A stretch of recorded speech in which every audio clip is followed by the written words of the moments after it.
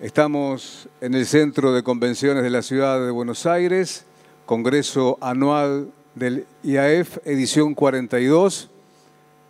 Ya está Claudio para continuar. Quien está aquí es el Ministro de Desregulación y Transformación del Estado de la Nación, don Federico Sturzenegger.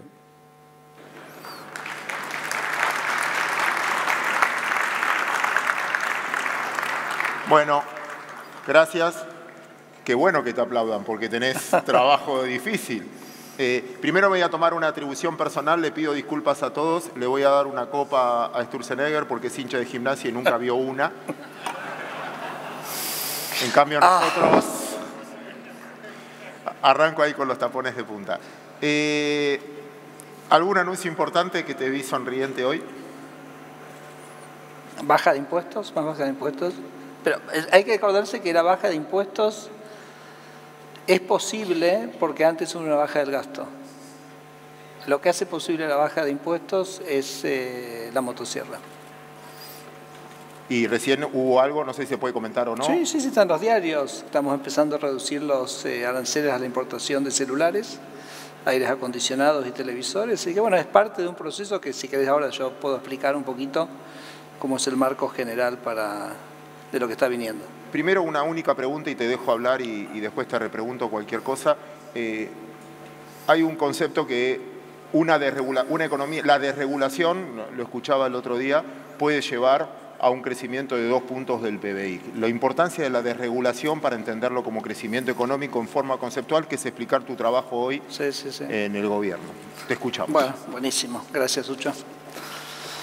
Bueno, buen día a todos. Muchas gracias por estar acompañándolos de nuevo acá en estas conferencias del IAEF. La última la hicimos en Mendoza hace unos meses.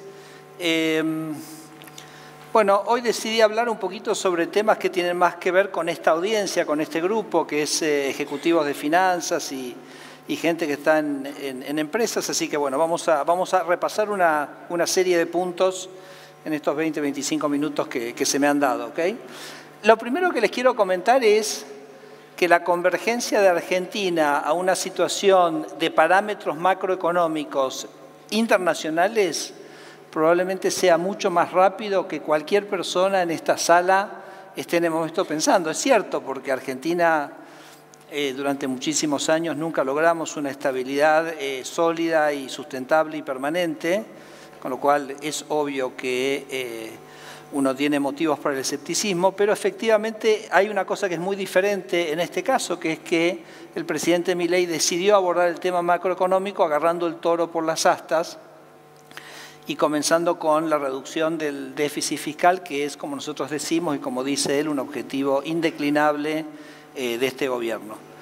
Entonces, lo cierto es que en una economía con superávit fiscal, único país en el continente, sin emisión monetaria, no queda otra que una convergencia de los parámetros macroeconómicos a los que son estándares internacionales, que estamos hablando de inflación de unos pocos números en términos anuales. Así que vamos a estar viendo ese proceso. Y estamos convencidos que el ordenamiento macro es el mecanismo más exitoso, no solo para reducir la pobreza, sino para sostener el crecimiento económico. El presidente siempre menciona un trabajo de un economista que se llama Juan Pablo Nicolini, y entonces él básicamente hace una simulación para Argentina de cómo sería la tasa de crecimiento de Argentina si Argentina tuviera estabilidad macroeconómica y apertura. Son dos condiciones que se necesitan. No puede haber un país que crezca sostenidamente si no es un país abierto. Si no sos un país abierto no podés tener insumos de calidad, no podés producir con granularidad en términos de los insumos que usás, etc. Pero si fueras un país abierto y tenés estabilidad económica, Nicolini dice, dadas las características de Argentina, tendríamos que tener un crecimiento del 4% anual. Simplemente para que eso los posicione, eso querría decir que en 15 años Argentina tendría el nivel de ingresos que hoy tiene España. O sea que un crecimiento sostenido del 4% no nos pone en un lugar, digamos, de que el progreso realmente va a tardar varias generaciones en llegar, sino que creo que hasta lo podríamos ver nosotros, ¿no? En 20 años tendríamos el ingreso que hoy tiene Australia. Eso sí creciendo al 4%. Y nosotros pensamos que tan solo la estabilidad económica y la apertura económica nos da ese piso, les diría, porque además eso no incluye, como vos decías, Sucho, el tema de las reformas estructurales de la regulación, que vos decías suma 2 puntos más, ¿no? Si tuviéramos 6 puntos de crecimiento y no 4 por las reformas estructurales, en 20 años creo que estaríamos en el nivel de ingreso que hoy tiene Estados Unidos. Ahora, lo que sí es cierto es que este contexto de estabilidad económica hacia el cual yo creo que avanzamos a una velocidad muy rápida, empieza a generar desafíos interesantes.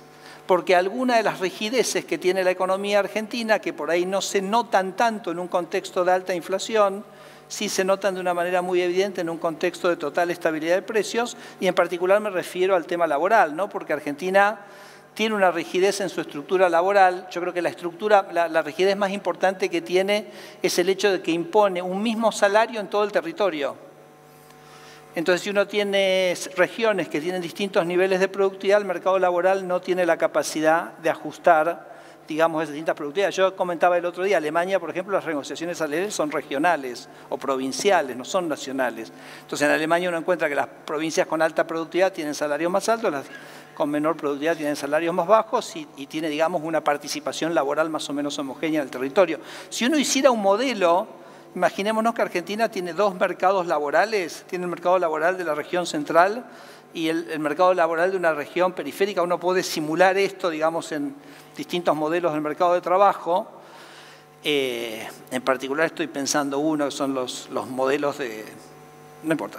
Digamos, de búsqueda que, digamos, de alguna manera modelan el funcionamiento del trabajo. Si uno tuviera negociaciones regionales y no nacionales, podría incrementar la participación laboral en 15 puntos en las regiones que hoy están fuera del mercado laboral. ¿Por qué? Porque el esquema de negociación te impone un salario que te deja fuera de la negociación, digamos, te deja fuera del mercado laboral, ¿no? Entonces estamos hablando de 15 puntos más de empleo con un mercado laboral más flexible que lo que tenemos hoy. Nosotros estructuralmente decimos el noroeste de Argentina tiene un problema estructural de empleo, no tiene ningún problema estructural de desempleo, excepto la manera que se hacen las negociaciones salariales. O sea, no es ningún problema ni de los salteños, ni de los jujeños, ni de los catamarqueños, sino que nosotros le estamos imponiendo una negociación salarial que no es conducente para ellos.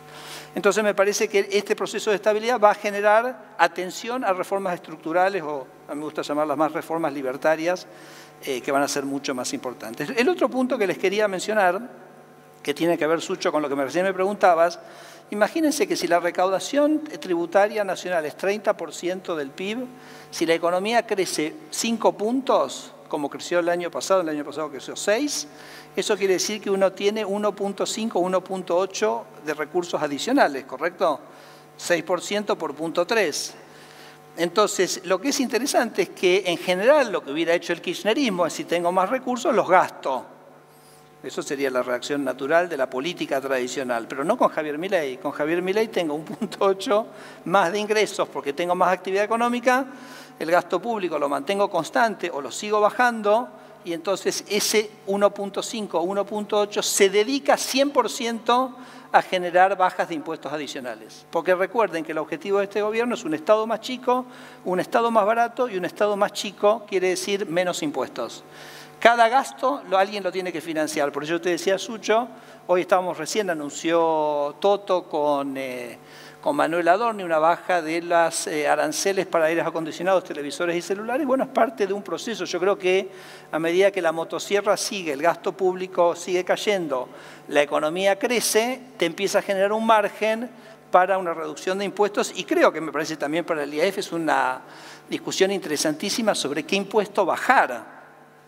O sea, vamos a tener una discusión muy interesante. Y acá lo interesante es que cada sector va a pensar algo diferente. Por ejemplo, en esta audiencia me van a decir, Federico, y lo primero que hay que sacar es el impuesto a los débitos y créditos, ¿correcto? Porque eso nos destruye el sector. Está bien, está claro, ¿no? Si fuera la rural, me dirían, no, Federico, lo que hay que bajar son las retenciones. Si fuera a dar una charla, digamos, comercio, al sindicato de comercio, me dirían, no, Federico, lo que hay que sacar son los impuestos al trabajo, porque eso es, digamos, el costo laboral más importante para nosotros. Otros me dirían, no, tenés que bajar ganancias, otros me dirían, tenés que bajar IVA, otros me tendrías que decir... Bueno, ninguno de esos es mi preferido. Mi preferido es bajar los aranceles a la importación de bienes de capital. Me parece que una sociedad que se autoencarece digamos, la importación de capital, me parece que es lo más dañino que se puede hacer. Pero lo que quiero decir es que va a haber un debate, me parece súper interesante. Sí les quiero decir, la motosierra sigue a full. Javier bajó el gasto público 30 puntos el primer año, después nos juntó un día y nos dice, bueno, bajamos 30, ahora muchachos arranquen. O sea, ese es un poquito para que vean el estilo y digamos, y la obsesión que él tiene con este tema. Les paso algún dato. Nosotros, cuando llegamos, había 210.000 empleados públicos. Miren, les doy un poco el mapa, ¿no? 210.000 en la administración pública nacional, organismos, administración central y organismos centralizados y descentralizados. 90.000 en empresas públicas, que eso, por supuesto, el objetivo nuestro es que eso converja a cero, eventualmente. Esos son 300.000, ¿no? 200.000 y 90.000. Después hay 200.000 en Fuerzas de Seguridad y Fuerzas Armadas, eso lo dejamos por un momento de costado. Después hay 200.000 en universidades, fíjense qué notable, ¿no? Hay el mismo número de cargos en universidades que en la Administración Pública Nacional. Después, por supuesto, está Justicia y está el Congreso, ¿no? Y después, por supuesto, gobiernos provinciales y municipales, pero eso ya es otro cantar. Nosotros de los 300.000, que es Administración Pública Central y empresas públicas, hemos dispensado de 45.000 personas en este primer año y medio, un 15% de la masa de personal, pero el dato relevante para nosotros es que eso le ha generado un ahorro al Estado de 2.000 millones de dólares anuales. Es decir, que esa recomposición de la dotación, y yo creo que nadie podría decir que algún servicio absolutamente esencial se ha visto afectado, lo cual habla de lo que se ha hecho. Se ha cortado la política, se han cortado los ñoquis, se han cortado las cosas inútiles, pero sí lo que nos implica es que hay 2.000 millones de dólares menos de impuestos para cobrar que los que teníamos, bueno, antes que llegara Javier. Así que eso me parece que ese trabajo sigue. Una cosa que les quiero comentar es... El kirchnerismo creció el Estado con lo que se llama organismos descentralizados. Esos organismos descentralizados, un poco, bueno, hay que tener independencia, bueno, independencia para decidir, independencia para cobrar también. Entonces estos organismos empezaron a generar trámites para cobrar los trámites. Y decían, no, le decían el Estado Nacional, no, a mí no me des plata, yo me autofinancio. Entonces empezaron a escalar la cantidad de trámites que te exigían. Me decía el otro día un productor de limones en Tucumán que necesita un certificado de ANMAT para sacar la producción, un certificado de comercialización de los limones. Y entonces saca, ¿no? Está bien, el limón ya está bien, se puede comercializar. Ah, no, me voy a Santiago del Estero. Ah, no, entonces tenés que sacar el certificado interjurisdiccional. ¿Ustedes ven el absurdo? Si ya el limón ya se dijo que estaba bien, entonces eso es simplemente un trámite absolutamente innecesario. Estamos revisando con ANMAT para ver si no solo eliminamos la mayoría de los trámites, sino también eliminamos el cobro. Y ya hemos combinado con Carlos Guberman, que es el secretario de Hacienda, probablemente uno de los mejores funcionarios que tiene el gobierno, y entonces en el futuro ningún organismo va a poder cobrar para sí. Entonces los organismos van a tener que presupuestar gasto y después van a tener que ir a la Administración Central a pedir que les demos el dinero para el gasto, pero no es que armate trámites, armate burocracia, armate complicaciones y te financiás con eso y vivís alegremente. Así que nada, hay un trabajo, me parece interesantísimo, de redefinición de esto, que van a tener novedades muy importantes antes de que terminen las facultades delegadas, para las cuales quedan hoy 56 días. Donde vamos a estar analizando una serie y transformando y cambiando la gobernanza y la estructura jurídica o centralizando un montón de organismos, ¿no? Entonces, y uno encuentra cosas como muy increíbles. No sé si ustedes sabían que el INTA gasta 400.000 millones de pesos, tiene 6.000 personas, tiene 3.000 vehículos, no se sabe muy bien qué es lo que hacen. Bueno, todas esas cosas hay que ponerle una lupa y empezar a hacer un trabajo. Es un trabajo meticuloso, ¿no? De mucha gente, muy comprometida, etc. Bien, lo de las provincias no digo nada, porque el presidente dice a nosotros nos votaron para resolver el problema del gobierno nacional, no quiero que pierdan tiempo con las provincias, el tema de las provincias lo vamos a resolver cuando lleguen las elecciones. Y el mensaje de nuestros candidatos va a ser, nosotros venimos a bajar el gasto público 30 puntos para bajar los impuestos provinciales. Si ustedes quieren más gasto público y más impuestos, siempre tienen la opción de votar al kirchnerismo. Si quieren la propuesta de bajar el gasto público provincial y bajar los impuestos provinciales, nos pueden votar a nosotros y que decida el votante qué es lo que prefiera. Acá hay cosas como bastante interesantes. Por ejemplo, yo un ejemplo que siempre doy, que es Catamarca. No quiero ofender a nadie, ¿no? Pero voy a decir una cosa que es obvia. El 90% de los recursos de Catamarca son de la coparticipación y de las regalías mineras. Eso quiere decir que si el gasto público de Catamarca baja 10%, uno podría llevar todos los impuestos provinciales a cero. Sencillo, ¿no? Entonces, nuestros candidatos políticos en Catamarca, el mensaje que van a decir es, nosotros venimos acá a hacer motosierra, en este caso con una motosierra del 10% del gasto, se va a sellos, se va a inmobiliario, se va a patentes, se va a ingresos brutos de la provincia. Interesante. Bueno, eso va a ser la propuesta que nosotros vamos a llevar. Bueno, ahora este nuevo escenario que se va dando en Argentina, que es un escenario, digo, donde por primera vez hay respeto a los derechos de propiedad. Cuando hay respeto a los derechos de propiedad, entonces empiezan a desarrollar actividades que son intensivas en el uso del factor respeto de los derechos de propiedad, que es, por ejemplo, la industria minera o la industria petrolera son inversiones de muy largo aliento que uno solo las acomete si piensa que el gobierno va a respetar las reglas de juego con las cuales se hacen las inversiones.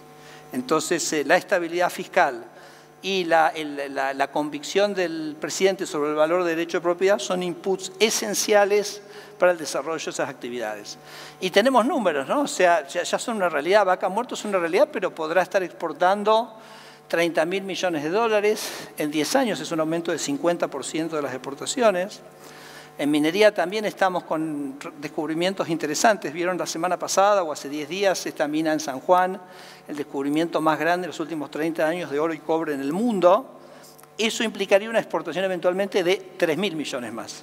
O sea, ojo, Vaca Muerta y algunos de estos emprendimientos mineros estamos 10-1 la escala, digo, para dimensionar también un poco lo que es Vaca Muerta.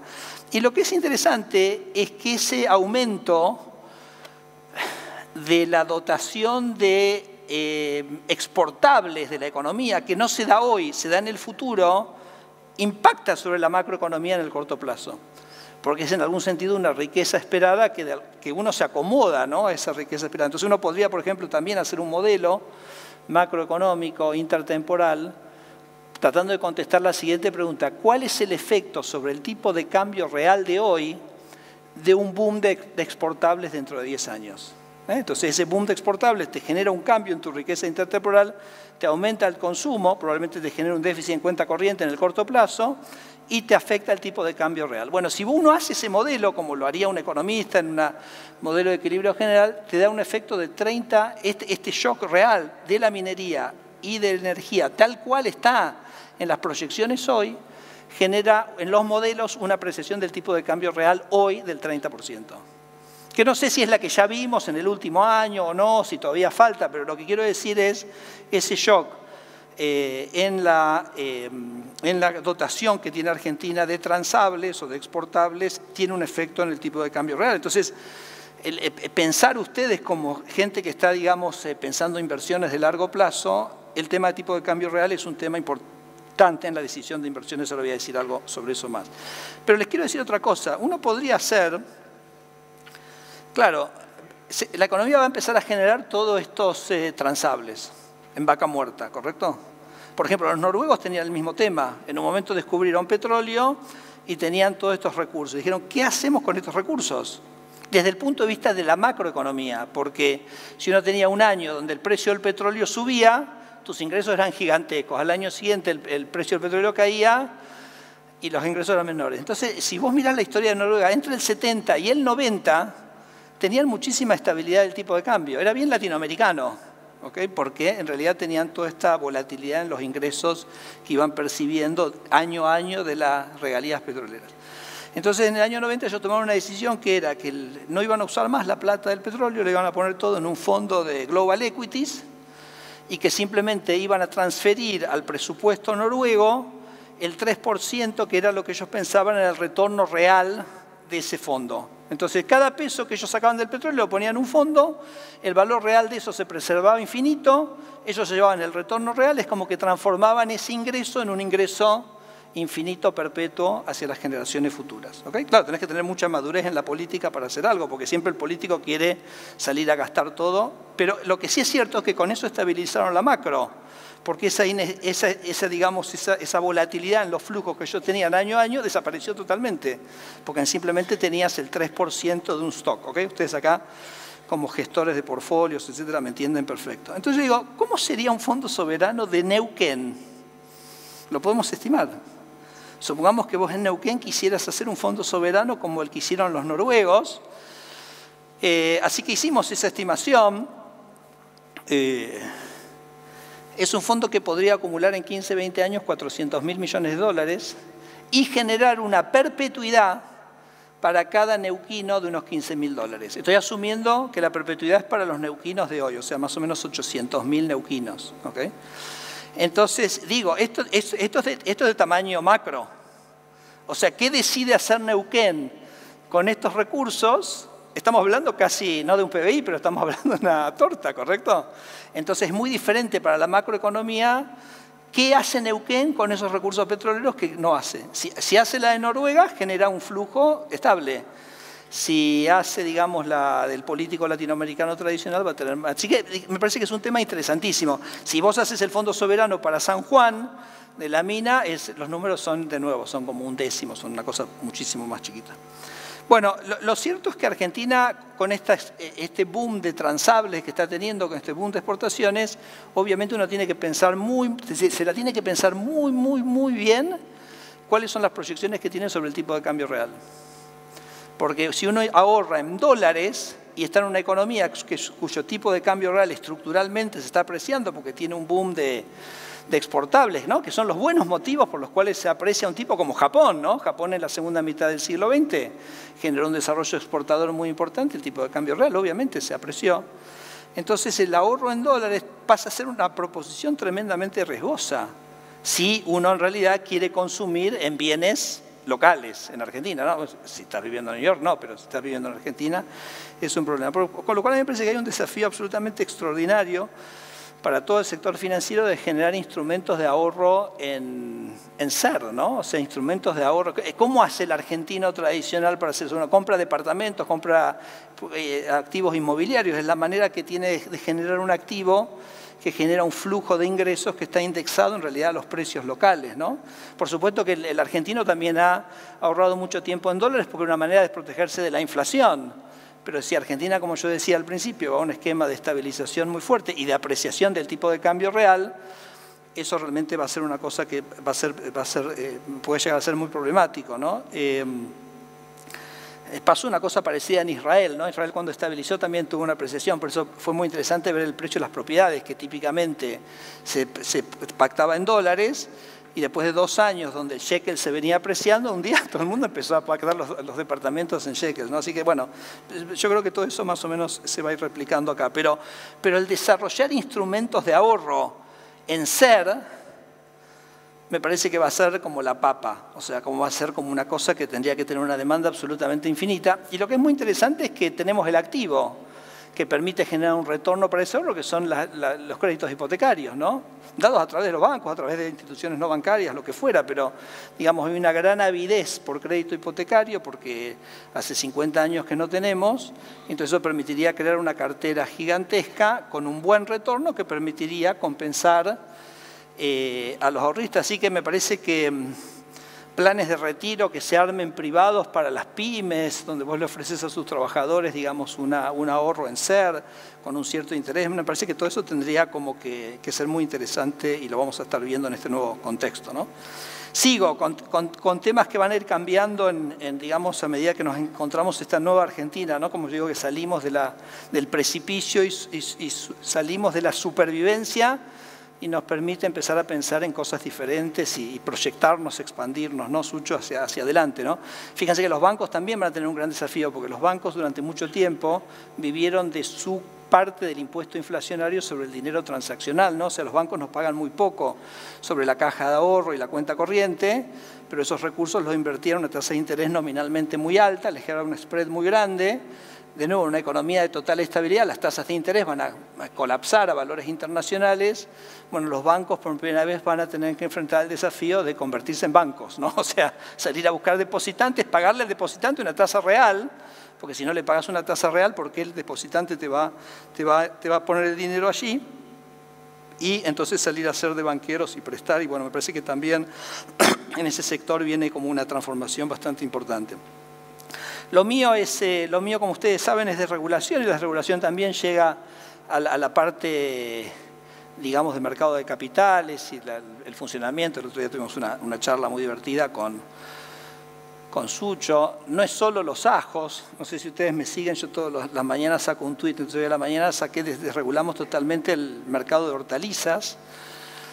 Me escribía el otro día, hace unos meses, me escribió un productor de Mendoza y dice: exporto ajos. Y el SENASA me mide el tamaño de la cabeza de ajo. Si es muy chica no me deja exportar. Y me dice: pero esto es todo añudo. Me dice: si yo mi ajo va para hacer puré en Corea. Entonces, ¿para qué carajo me miden la cabeza del ajo? Y él me decía: no, es a fe, porque ahora de Brasil no me lo miden más. Entonces digo, esto es una demencia, ¿okay? Total. Y es como muy interesante, ¿no? Porque el SENASA durante muchos años se había convertido como en un veedor de la calidad del proceso productivo. O sea, te miraba la chapa del techo. Y esto que les voy a decir, les juro que no es joda, ¿ok? Esto no es un chiste, porque además es real, porque no me lo hubiera podido imaginar yo, ¿ok? No me lo hubiera podido inventar. Pero el SENASA te controlaba el tamaño del cabito, del grifo, del agua, de los vestuarios, donde los empleados se cambian. ¿Me siguen lo que estoy diciendo? ¿Vieron cuando la gente tiene un vestuario y tiene un grifo? Y el grifo tiene una canilla, y la canilla sale agua, fría, caliente, no sé lo que salga. Bueno, te chequeaban el cabito, ¿okay? Que tenía que tener más de 12 centímetros. ¿Okay? Bueno, okay. Entonces la idea es sacar al SENASA de su rol de control del proceso productivo, sacar al SENASA totalmente de su rol de control de calidad, porque para el control de calidad estamos nosotros, que decidimos si compramos la manzana o no compramos la manzana, y focalizar el SENASA solamente, exclusivamente en el rol de policía sanitaria. Bueno, así que yo me entretengo un poco con eso. Estamos ahora reglamentando la ley de tránsito para ver si podemos facilitarles para que ustedes como individuos puedan importar autos de manera privada, de manera más fácil. Tenemos todos los temas de propiedad intelectual. El otro día teníamos la reunión en CICIP, no sé si estabas vos en CICIP. Entonces el señor de la rural decía, bueno, hay que bajar las retenciones. Yo decía, me pide bajar las retenciones, pero Brasil pasó de 50 millones de toneladas de soja a 150. Y nosotros nos quedamos estancados en 45. Entonces, me parece que mucho más interesante es preguntarse por qué Brasil triplicó la producción cuando Argentina no la triplicó. Y no son las retenciones necesariamente, es la propiedad intelectual.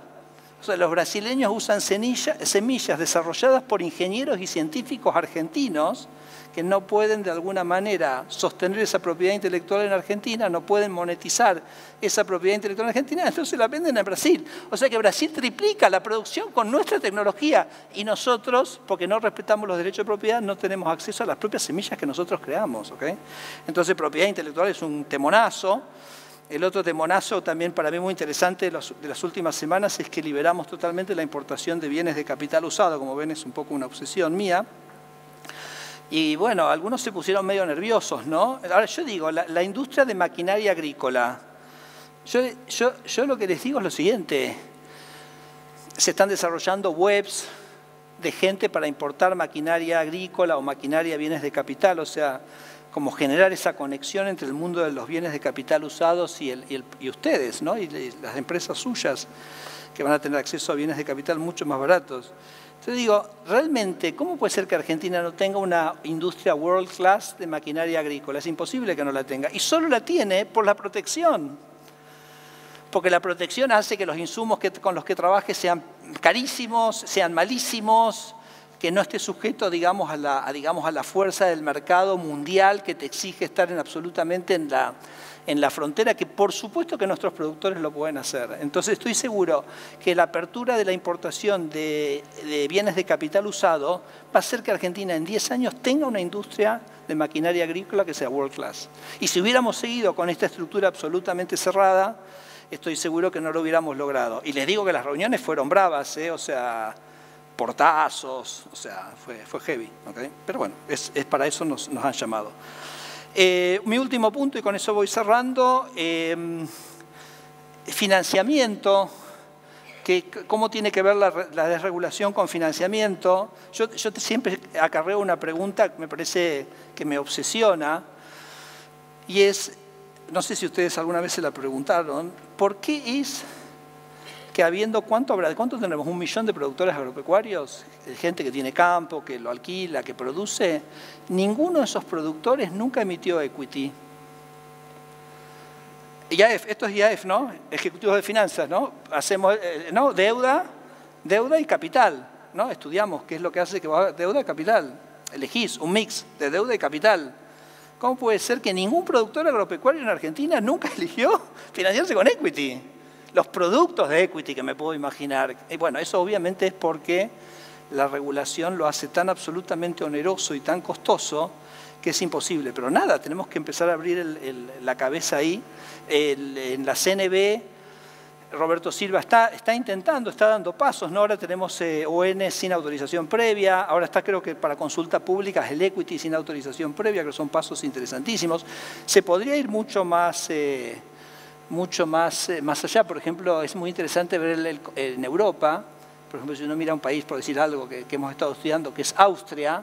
Austria tiene, por ejemplo, emisión de instrumentos financieros en un segmento regulado, que sería como bajo la supervisión de la CNB, y tiene un segmento de instrumentos financieros emitidos por mercados regulados por la CNB, pero no regulados por lo que sería la CNB de ellos, ¿entiende? Entonces como que hay como una cosa mucho más ágil, mucho más en contacto con el mercado, que el propio mercado que gestiona esos instrumentos desarrolla. Y yo siempre digo que hay que ponerle competencia al regulador, porque si el regulador es monopólico en su regulación, te llena de regulaciones y no paga ningún costo por esa regulación. En cambio, si vos tenés en cada industria un segmento que es regulado y un segmento que es más desregulado, eso le impone una presión para que la regulación sea lógica, que tenga que digamos, respete ciertos criterios de eficiencia y de razonabilidad. Entonces, la gente va a decir, bueno, prefiero estar en el mercado regulado o prefiero estar en el desregulado, pero lo va a poder elegir y creo que las dos van a ser mucho mejores. Así que eso como hay que pensarlo. Nosotros, termino con dos otros ejemplos, uno exitoso y uno no exitoso. Nosotros en el DNU 70 liberamos totalmente para la actividad privada sin ningún tipo de regulación el mercado de warrants, no pasó nada. No sé qué pasó, pero no, parece que no era tan importante, nadie se entusiasmó con eso. Y después lo otro que hicimos sí que fue también, cambiamos la reglamentación de la ley de pagarés para que hubiera lo que se llama pagarés mercancías. Fue una discusión jurídica, yo soy economista, ¿no? Pero digo, wow, o sea, es como el derecho se arma como una caja de cristal y se arma como unas creencias, ¿no? Es casi como en algún punto como una tribu, porque la ley de letras de cambio y pagaré dice, la letra de cambio paga una suma fija de dinero. Y el pagaré dice, el pagaré paga una suma fija, no dice una suma fija de dinero. Sin embargo, por algún motivo la jurisprudencia había interpretado que el pagaré era una suma fija de dinero. Entonces digo, no, es una suma fija. Una suma fija quiere decir es una suma que vos podés determinar el valor. No sé, tantas bolsas de soja cotizadas en tal mercado, listo, esa es la suma. Bueno, fue, te digo, una tortura china. Tuvimos que ir a Vélez Sarsfield, tuvimos que ir a la Convención de Ginebra como para generar argumentos para... Y yo les digo, miren, muchachos, un pagaré no es residuo radioactivo de Chernóbil. ¿Tá? O sea, no es, digamos, que me tengo que cuidar de esto porque esto es un objeto de... También tenemos la misma discusión con semillas. O sea, la semilla no es un acto terrorista. pero no la semilla, no vaya a ser que dejes que cualquiera plante la semilla. Digo, mirá, si alguien te quiere hacer terrorismo con la semilla, definitivamente no te la va a ir a inscribir al INASE, ¿ok? Entonces, al final, todos esos trámites terminan siendo un engorro para el que opera bien y absolutamente ninguna restricción para el que opera mal, ¿no? Más allá de que nadie hace terrorismo con las semillas. Entonces, bueno, ahí estamos. Finalmente los pagarés mercancías sí, efectivamente ya son una realidad, ya se empezaron a cotizar, no sé si lo hacen ustedes o no, pero vamos a ver si prende. Y bueno, y seguiremos entonces con esa tarea. Quise hacer como este pequeño popurrí de temas nuevos, me parece que vamos saliendo ya de las presentaciones nuestras hasta hace unos meses. Era bueno, les contábamos lo que pasó con la macro, bajó la inflación, bajó la pobreza, la economía creció todo el 6%. Y contábamos un poquito lo que veníamos haciendo en desregulación. Me parece que llega el momento que vamos a empezar a dar vuelta a esa página y entonces tenemos que empezar a pensar más en el futuro. Muchas gracias.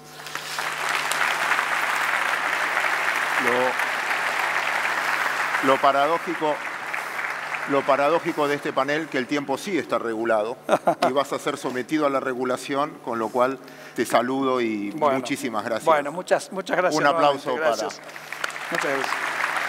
Bueno, gracias. Buenísimo. Bueno, gracias Federico. Y,